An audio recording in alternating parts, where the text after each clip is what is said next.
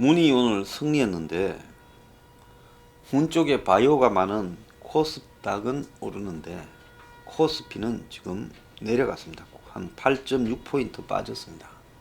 주식이 대체로 빠지는 게 많아요. 이게 뭐를 의미하느냐?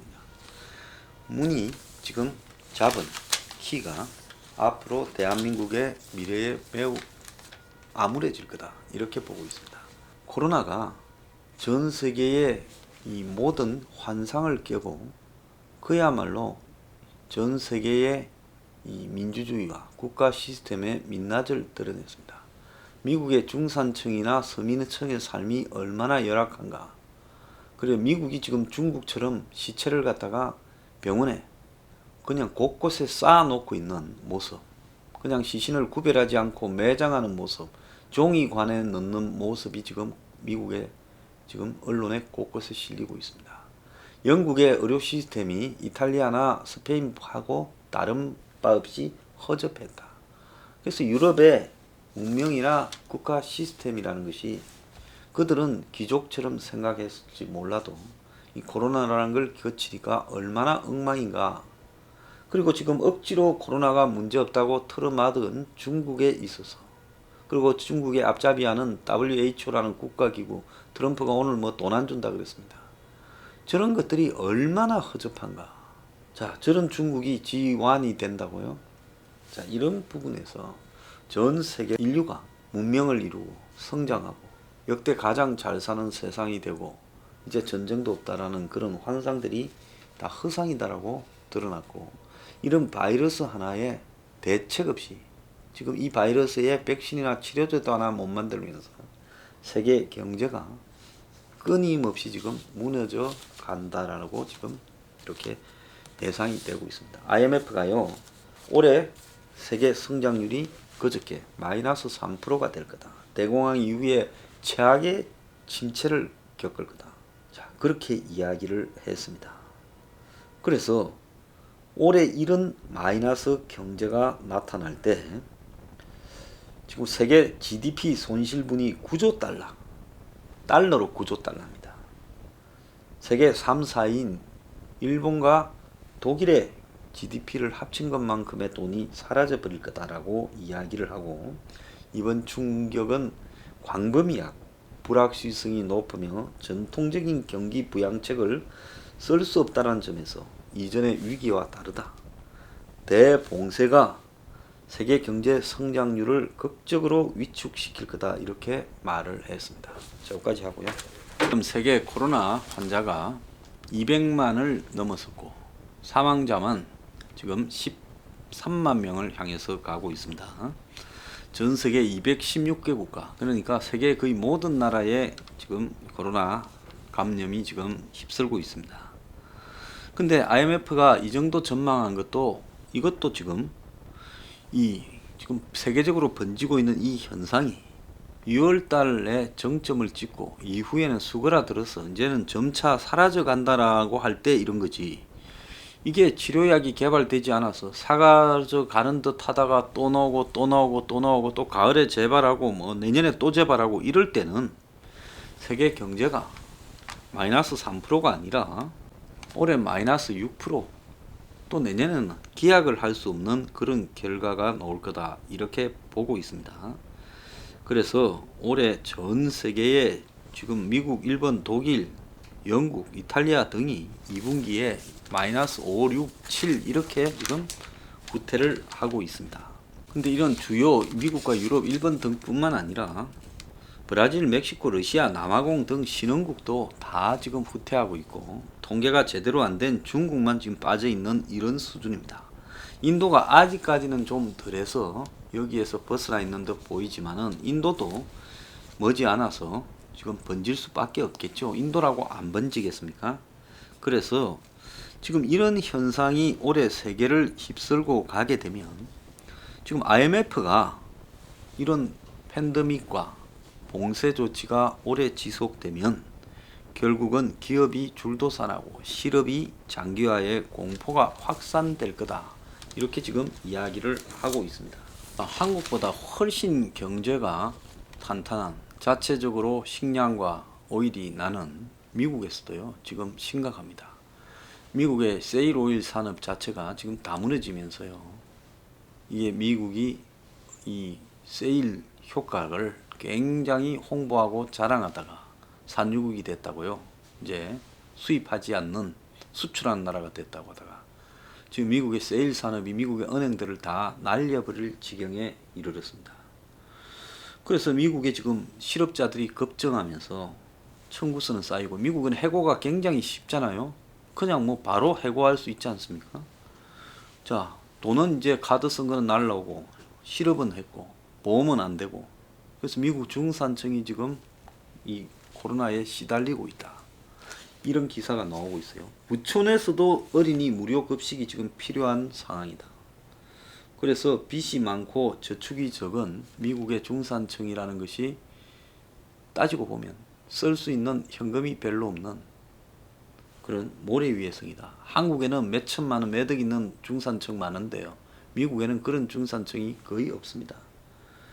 그래서 지금 긱경제라고 해가지고 그야말로 지금 이 파트타이머처럼 그때 이제 프리랜서처럼 뛰는 이런 계약직 근로자들이 미국에서 전부 지금 다 실업이 돼버린 거예요. 그래서 평소에 직장에 있을 때는 이런 사람들이 중산층처럼 보이는데 순식간에 지금 빈민이 돼가서 생계에 위해서 푸드뱅크로 몰려들고 지금 불안감, 우울감을 호소하고 있다, 이런 기사가 나오고 있습니다. 미국 중산층이 망가지고 있다. 얼마나 심각하면 이러겠느냐 하는데, 화이트갈라 전문직까지 실직 쓰나미로 가고 있어서 월스트리트 저널은 500만 명이 이달에 일자리를 잃을 거다. 그러다 보니 이게 점점점 여파가 커져서 변호사나 컨설턴트 같은 전문직도 지금 위기가 확산이 되어서 일자리를 잃는 사람이 생기고, 업종, 직종을 가리지 않고 지금 퍼지고 있다는 겁니다. 그래서 지방정부와 공무원들도 잇따라 지금 해고되고 있다, 이런 지금 이야기가 나오고 있습니다. 미국에는 지방정부도요 지금 돈이 모자라면 곧바로 공무원들을 해고해버리더라고요. 심지어 영국에는 이 코로나에 거의 영국의 공공의료가 무너져가 의사 병상 장비가 다 부족하고, 그래서 영국이 지금 엄청난 사망자를 낳는 상황으로 가는 이런 현상이 벌어지고 있습니다. 영국같이 브렉시트에서 나온다라는 저런 나라에 지금 답이 없는 상황으로 가서 영국 경제가 제조업이나 안정적인 일자리가 별로 없고요, 서비스 업종이라든지 금융업 이런 데만 일자리가 있는데 영국이 경제가 좀 무너지지 않겠나, 이런 이야기도 나오고 있습니다. 그래서 이 문은 자기가 지금 코로나 모범 방역국이다, 이제 선거 이겨가지고 기고만장하겠죠. 지금 흥분하고 있습니다. 이들은 이제 우리가 총선에서 완전히 그냥 200석 가까운 완성을 해버림으로써 우리 마음대로 할 수 있는 권한을 부여받았다고 저 생각을 할 겁니다. 자, 이들은 정치적인 공작을 하는 데는 탁월해가, 자기들이 잘못했고도 남한테 덮어세우고 또 책임에서 빠져나오고, 이런 데는 천부적인 수준이 있습니다. 근데 이건 점잖은 사람은 못하는 짓거리죠. 그런데 참 이들이 안 되는 게, 돈을 쓰는 데는 천재적인데 돈을 벌 능력이 없다라는 부분이다. 돈은 어디에선가 본원적이고 실질적인 가치 창조를 통해서 나오지 않고 그냥 돈을 종이로만 인식해서 조폐공사 시켜서 찍어내서 한국은행에서 받아들여서 뿌리기 시작하면 그때는 돈의 가치가 휴지 조각이 되고 상품의 가치가 올라가면서 하이퍼 인플레이션, 초인플레이션 상태에 가게 되며 과거에 대공황 때 독일이나 이런 상황처럼 가게 되죠. 지금 베네수엘라가 그러지 않습니까? 자, 그래서 지금 이 사람들이 도대체 이 코로나 경제가 가져올 붕괴의 심각성이 얼마나 그 뿌리가 깊은가.